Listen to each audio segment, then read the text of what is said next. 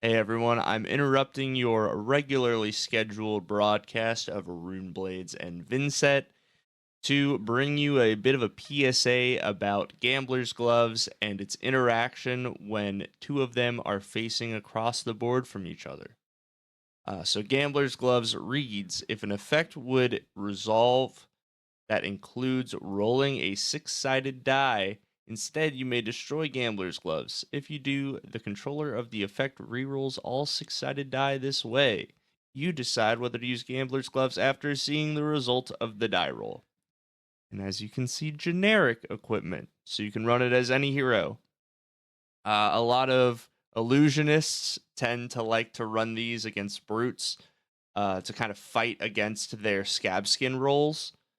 But there's a little bit of a weird interaction that I think is really important to know. So, as a brute player, let's say that you roll scab skins, and then you want to re-roll them. You want to break your own gambler's gloves to re-roll your scab skins. You can do that and re-roll it, and then the prism gets the option to break their gambler's gloves and re-roll your die. But this isn't always the case.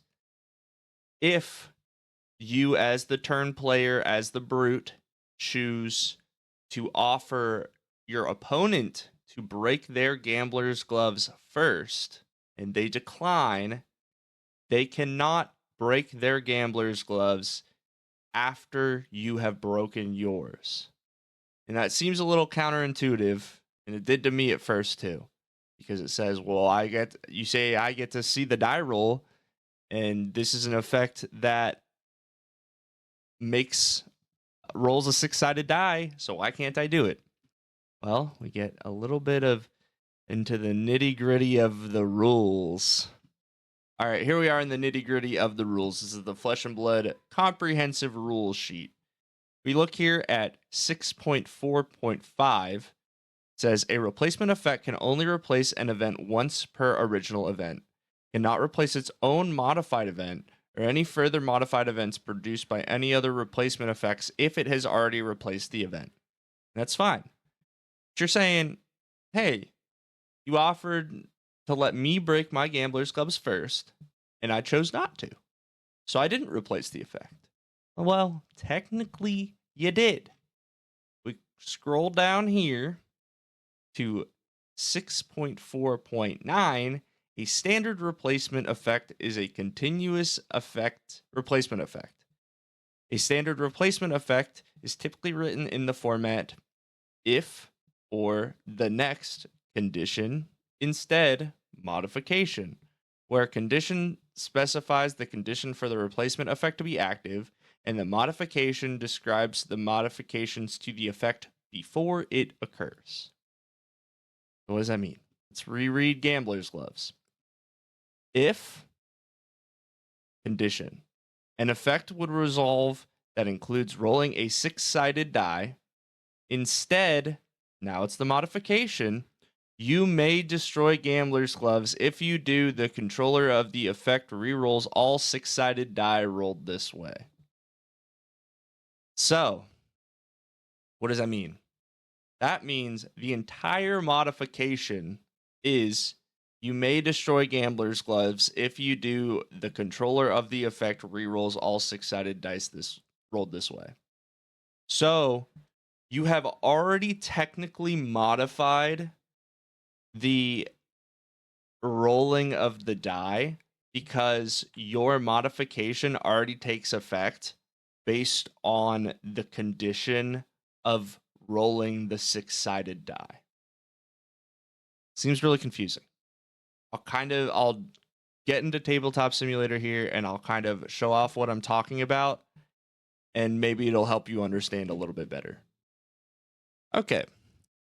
We are in Tabletop Simulator. As you can see, I'm playing the hero KO Armed and Dangerous. I want to play Smash Instinct and Savage Feast this turn. Maybe even a Mandible Claw. Let's see if we're getting having a little fun. But I don't have to go again. No, poop. All right. So I'm going to roll scabs. I rolled a 1. I'm going to break gambler's gloves to re-roll. Oh, it was a 5. Wow. Look at that. My opponent says, hey, I don't want you to have that 5. They break gambler's gloves. I re-roll. It's a 5 again. But what happened? So when I, as the brute, the turn player and the brute have rolled and then immediately chosen, I'm going to break my gambler's gloves. After I re-roll the gambler's gloves, my opponent now has the opportunity to break their gambler's gloves. However, let's rewind that. Let's say I play scab, or I activate scabs. I roll. I got a 1. Opponent, would you like to break gambler's gloves to re-roll this die? They're going to say no because they're kind of crazy not to say no. I say, okay, I choose to break gambler's gloves to re-roll the 5. My opponent does not have the ability now to break gambler's gloves. Why is that? Because again, the condition of rolling the 6-sided die has been met. Therefore, everything after the word instead is treated as the modification. Let's flip this around here. If an effect would resolve that includes rolling a 6-sided die, which it was the scabs would resolve. Instead, so now we're getting into the condition or the modification. You may destroy gambler's gloves. If you do, the controller of the effect re-rolls all 6-sided dice rolled this way. So they are actually already modifying.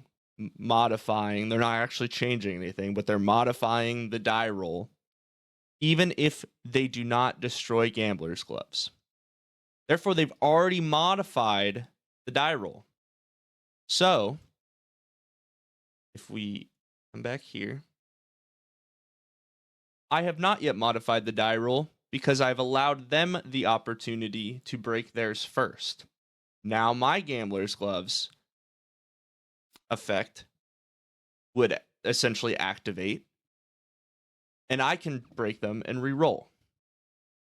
And it all hinges on the turn player being the brute, asking the opponent, do you choose to break the gambler's gloves first? I am ordering the priority, being that your effect would trigger first. Mine triggers second. If my gambler's gloves are broken, obviously that doesn't matter. But if they're not, that's really important. Because against illusionists, like a brute versus illusionist, that can be the make or break between having a great turn and having a not so great turn. I know the ruling's a little confusing, but it all hinges on the fact that the modification is after everything after the word instead. If you guys have any questions, let me know in the comments and I'll try to answer them.